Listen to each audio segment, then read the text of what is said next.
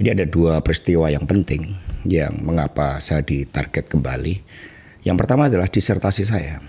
Kenapa disertasi Anda? Di situ kan saya menyimpulkan bahwa Presiden Jokowi yang seharusnya menjadi simbol kebaikan dan otoritas moral itu kan terbukti secara kualitatif dan kuantitatif menjadi core elemen dari suatu ambisi kekuasaan yang berpusat pada gabungan antara feodalisme, populisme, dan Machiavellian. Dan ini ternyata dijalankan terus. Semula orang menyangka udah selesai ketika saudara Gibran sudah ditetapkan sebagai wapres, meskipun cara-caranya sangat prosedural, tidak beretika, merusak sistem hukum dan konstitusi kita.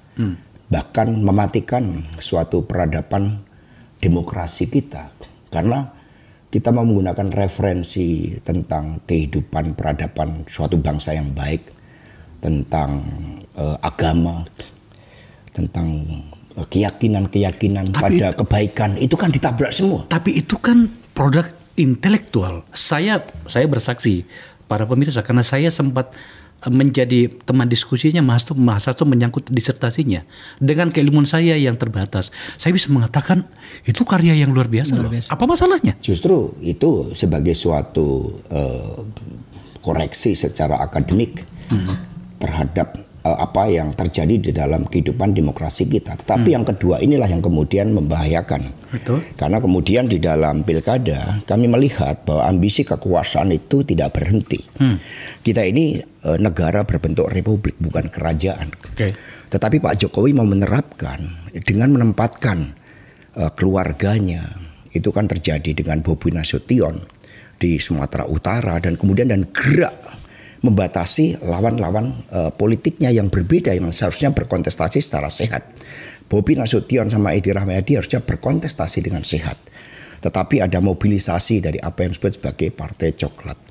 Kemudian di Jawa Tengah antara Andika Perkasa dan Komjen Polisi Purnawirawan Lutfi harusnya berkontestasi dengan sehat. Tetapi kemudian di Boyolali ada adik dari saudara David yang sangat dekat dengan Pak Jokowi. Kemudian di Jakarta, ini kan mulai terjadi suatu pengingkaran terhadap bentuk negara republik, mau diganti seperti sistem kerajaan dengan menempatkan para hulu balang, keluarganya, kemudian mereka-mereka yang dianggap dekat mewakili kepentingan politiknya. Jadi ancaman terhadap kedaulatan rakyat ini tidak berhenti. Nah, dengan pergerakan kami ke Sumatera Utara bersama Prof. Todung, Prof. Ikrar Nusa Bakti, kemudian berbagai tokoh-tokoh civil society, itu kemudian mengkhawatirkan. Maka kemudian ketika Koni menginformasikan kepada saya, ini ada bad news, saya mau ditetapkan sebagai tersangka atas suatu peristiwa yang sebenarnya sangat-sangat absurd, sangat tidak jelas. Nah kemudian saya mengatakan kepada Koni, Republik ini dibangun dengan keyakinan agar setiap anak bangsa bisa merdeka. Mas, tunggu dulu. Saya mau memperjelas. Mau ditersangkakan, itu informasi yang sudah lama ada. Sejak berbulan-bulan lalu, selalu ada potongan berita bahwa Hasto Kristianto, Sekjen PDIP akan ditangkap, akan ditersangkakan. Dalam kisah ini, sebenarnya siapa yang sedang mengincar Anda? Menurut informasi dari Mbak Goni ya? Ya, karena di dalam pesan itu sangat jelas. Sebaiknya saya tidak usah turun ke Sumatera Utara mempersoalkan Bobi Nasution. Sebaiknya Jakarta dan Jawa Tengah semua sudah diset. Bahkan ditambah Jogja. Kemudian saya berimajinasi, bukan hanya Jogja, Jokowi kan juga punya orang-orangnya di Jawa Timur.